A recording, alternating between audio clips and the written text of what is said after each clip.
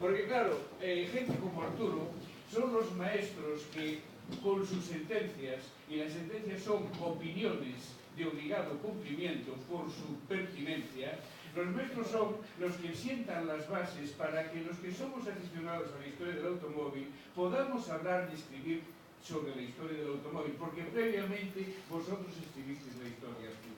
Por eso, otra vez un aplauso para Arturo.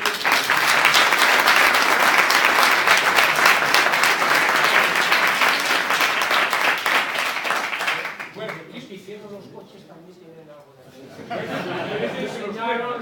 pero tú es que no te lo hiciste. Bien, entonces lo que os quería decir es que es difícil hablar después de Arturo. También lo que quería deciros era mi agradecimiento a José Manuel y a Alejandro que me han traído hasta aquí, y desde luego mi recuerdo más cariñoso, más respetuoso a la persona que ha creado este museo, a Demetrio Gómez Plans, que es un verdadero grande del automóvil español. Bien, dicho esto, pues empiezo a contaros mis experiencias, que son mis modestas experiencias, sobre los CX que yo tuve la suerte de tener. Siempre que se habla de coches históricos, siempre que se habla del automóvil bajo el punto de vista histórico, es obvio que tenemos que colocar al automóvil del que vamos a hablar en el escenario que le corresponde y con el decorado que le toca. De tal manera que a mi modesto modo de ver, me parece no pertinente juzgar automóviles o cualquier otro hecho histórico en la perspectiva de aquí y ahora. Creo que debemos de juzgarlos en su contexto, en su escenario y en los decorados entre los cuales se mueven. Bien, dicho esto, pues mi primer CX, como habréis visto, José Manuel, por favor, retrotraenos al año 1979. Diréis, ¿qué hace aquí este 1430 Sport Coupé? Matrícula Lugo 3429D, que por cierto, aún vive. Bien, pues este coche ocurre que en aquel entonces, en el año 1979, yo era, pues, lo mejor que fui en mi vida, médico de prueba. Y recuerdo con emoción aquellos años en los cuales yo tenía nada más que 30. Y entonces tenía el coche más adecuado a una persona como yo, que en aquel entonces era soltera y vivía sola. Había tenido antes un 1200 Sport, y había tenido antes, cuando era médico de residente, de esos que están atendiendo urgencias, un 127, que también me dejó un recuerdo gratísimo.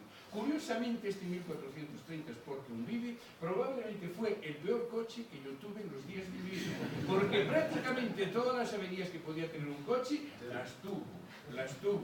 Y tuvo tal cantidad de averías que me convenció en el año 1979 que yo, por fin, debía de comprar el mejor coche de España, que era el CX, que era un coche que no iba en absoluto con mi situación, porque yo era una persona soltera que vivía sola, que tenía 30 años, o sea, yo creo que yo era el conductor más atípico posible para conducir un CX. Pero bien, hablando de ese CX, repito, vamos a su escenario y vamos a sus decorados.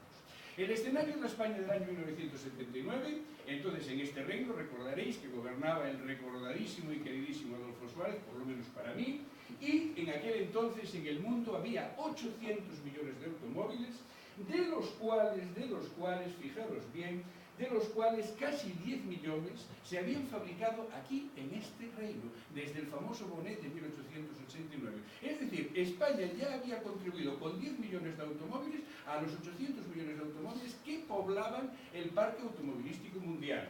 A su vez, en aquel año en España se habían fabricado casi 1 millón de automóviles, 965.696, se habían vendido 600.000, se habían matriculado 600.000, recordaréis que el año pasado se matricularon 700.000, se habían vendido 600.000, y de esos 600.000 solo el 3% eran importados y solo el 4% eran diésel. Entonces, cuando yo voy a comprar mi CX, es un año en el cual, Arturo habla sobre todo del SEA Ritmo, es un año en el cual el coche más vendido de España es el SEA 127, seguido por el Ford Fiesta, el SEA 131, el R5 y el Talbot 150. Pues bien, en ese escenario yo me gasto el equivalente a 20.000 revistas de autopista, cada una a 60 pesetas, es decir, me gasto 1.143.010 pesetas y me compro un CX Palace, que al final lo veréis. Pero es que antes de comprarme ese CX Palace, yo me vi obligado a reconsiderar el mercado de entonces, que lo componían las siguientes ofertas. Este Chrysler 180, que hombre me caía simpático, lo había hecho lo que era Barreiros, el nombre Chrysler me sonaba simpático, Arturo decía que su motor era excelente, pero no decía más, decía que su motor era y lo reconsideraba. Y me miraba al siguiente. El siguiente, José, era el SEA 132 2000. Este era el coche que tenían todos mis amigos médicos de asistencia pública domiciliaria, pero con la barriga así y con el pelo por aquí. O sea, era, por lo tanto, un coche vital. Era el coche que yo no podía comprar bajo ningún concepto. Aparte que además, con todos los respetos, no me entusiasma. Y bueno, el Peugeot, ¿cómo iba yo a comprar, por favor, un Peugeot? Sí, Peugeot, por estas grandísimas injusticias de la historia. Estas grandísimas injusticias de la historia, porque Dios mío, Arturo, qué injusta es la historia, que una marca conservadora, anticuada, severa como Peugeot, se haga con el control de una marca progresista, de una marca que rebosa su nombre en la historia del automóvil, y que esta marca se haga con Citroën. Mira, de verdad, me parece algo así como si aquí pasa Nicolás Kidman y Quasimodo acariciándole donde quiera. Es que me parece obsceno, ¿no? Entonces, un Peugeot, con todos los respetos, yo no podía comprar un Peugeot. Eso sí, hay gente que compra un Peugeot y demuestra muy buen gusto y acierta. José Manuel se va a callar, porque si no va a decir que tuvo un Peugeot 405 GR, pero no lo dijiste, ¿verdad? No, yo nunca compré un Peugeot. Bien. Y la siguiente opción que había, pues era la opción realmente que yo tenía que considerar, el Lancia Coupé o el Lancia HP. Entonces todo el kit estaba en que yo eligiera entre los 89 modelos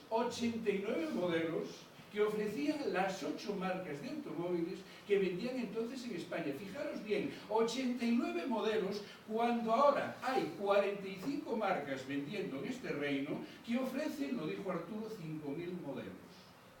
Entonces, nuestra opción era 8 marcas con 89 modelos. Entonces, claro, ¿qué opción tenía yo? Pues la opción que tuve desde que leí esa autopista donde Arturo nos contaba las aventuras laponas, pero sin hablarnos de la comandante. Ahí no nos habló de la comandante. Esas las ventajas de tenernos a Arturo aquí. Entonces, desde aquel momento y desde el día que vi el primero, que lo vi en Ceuta, y lo insulté, después me disculpé con él porque dije, anda, qué GS más raro. Pues dije, ay, usted perdone, pero si usted es un CX, ¿no? Pero bueno, nada, no le importa, ¿no? Comprendió que el parecido era familiar, se había la familia y tal. Entonces, claro, ¿qué opción me quedaba a mí? Por favor, José. No me quedaba más opción que comprender que alguien que había progresado de esta manera, pues me llevaba aquí. Fijaros qué matrícula tan bonita, 22-24 Lugo. ¿Y dónde está? ¿Y dónde está? ¿Y dónde está? Y además está en Segovia. En Segovia, hombre, no iba a estar siempre en Lugo, ¿no? Algo tendría que compartir con los demás. Pues este queridísimo 22-24 me salvó la vida. Me salvó la vida porque en los 19 coches que tuve hasta ahora, y si Dios quiere tendré más, con los cuales recorrí 1 millón de kilómetros, con el único que tuvo un accidente fue con este buen CX.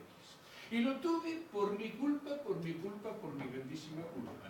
Primero, porque llevaba días diciendo que tenía que cambiar las ruedas delanteras. Segundo, era un día de diciembre de suelo mojado. Tercero, venía bajando distraído en quinta y frenando.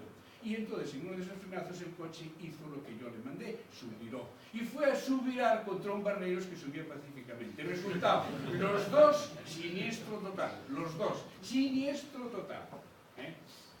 Entonces, seguimos con el siguiente episodio de la historia de mis CX. Comprenderéis que ya no es que mi abuelo paterno, que había sido médico como yo, tuviera un B12 y después un C4 y después un Rosalía.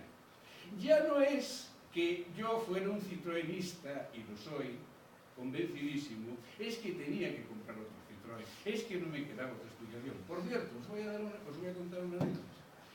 El otro día en Ribadeo, en la Escuela de Formación Profesional, me llaman para dar una clase sobre historia del automóvil, esa que está en YouTube y que algunos habréis visto, ¿no? Y entonces uno de los alumnos, al final, en las preguntas, me levanta la mano y me dice: oiche, así estaba esparrachado en la silla, me dice: oiche, ¿cal é a tua marca favorita? E eu le dije: Citroën. E el tío: Citroën, ostras, Citroën, é loco, por que Citroën? Pues mira, Citroën da los meus.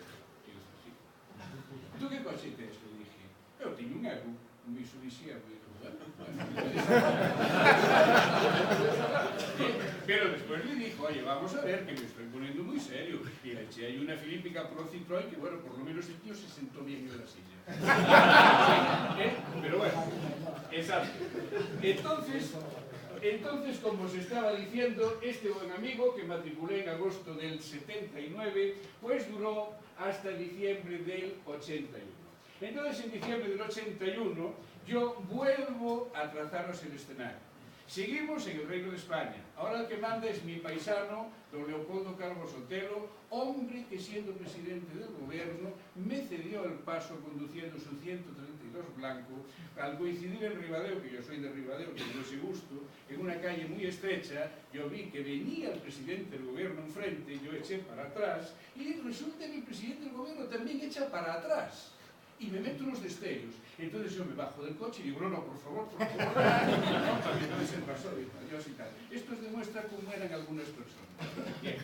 Entonces, lo que os estaba diciendo, llega el año 1982, seguimos en el Reino de España.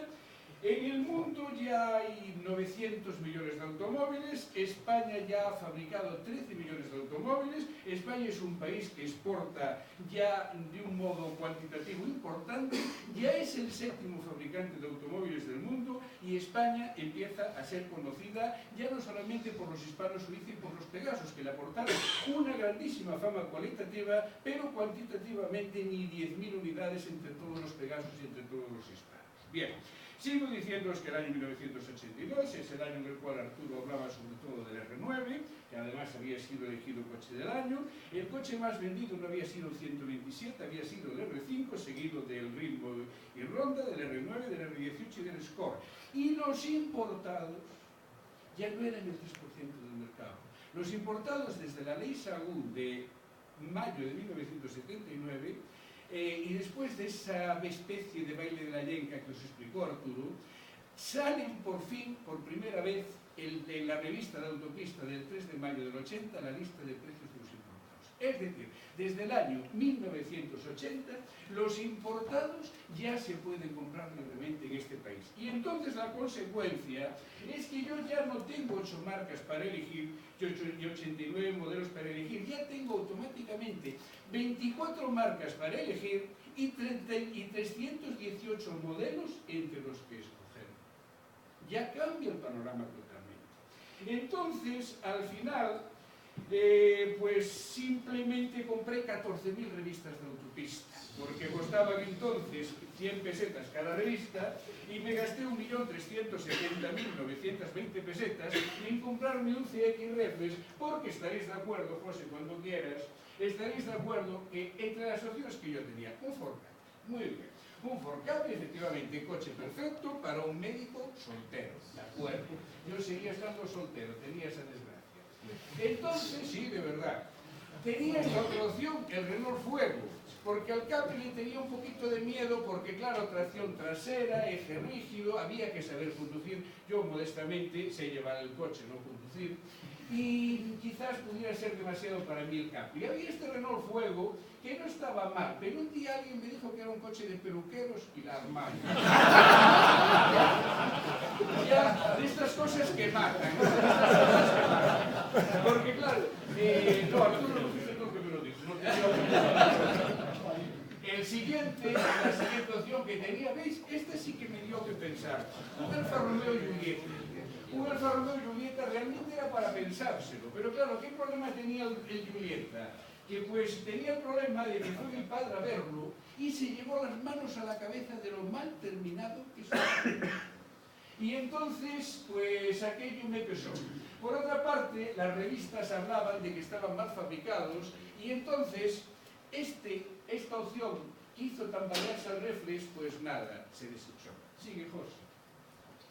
La siguiente opción era otro Alfa. Era otro Alfa que además yo tuve, por así decirlo, la suerte o la desgracia de oír a este coche. Oír el motor de este coche es una sinfonía absoluta. Es una sinfonía absoluta. Es un 6 cilindros en V, ¿verdad, Arturo? Que eso es música celestial, además. ¿No? Exacto. Entonces este coche también pesó, pero también estaba muy mal hecho. Siguiente opción. Un Audi, pero claro, este me parecía muy serio. Si me salía de precio me parecía muy serio, no estoy hablando de cuánto, estoy hablando simplemente del Audi Coupé. Desechado también me salía. Siguiente opción, un 320. El 320, a ver, nada que objetar contra el 320. Todos mis respetos para el 320, pero tracción trasera, y repito, yo sé llevar un coche, pero no soy un gran conductor. Entonces, como no soy un gran conductor, ni siquiera un buen conductor, opté también por desechar al 320. Siguiente opción. Esto, claro, esto ya era para mis colegas del 132, no, para los gordos con el pelo por aquí. Nada, tampoco. Siguiente opción, un Taunus. Curiosamente, el Taunus, en el año 1982, año en el cual ya el 10% de los coches que se matriculan en España son importados, justo el Taunus es el importado que más se vende de todos los coches españoles. Porque donde se habían vendido 2070, 2067 Citroën CX, se habían vendido exactamente aquel año, que ya es decir, prácticamente el 10% de los coches importados, los portados, a ver dónde está el dato, 5.614, que ya era una cifra a considerar. Ahora bien, ¿qué pasaba con el Fontanos?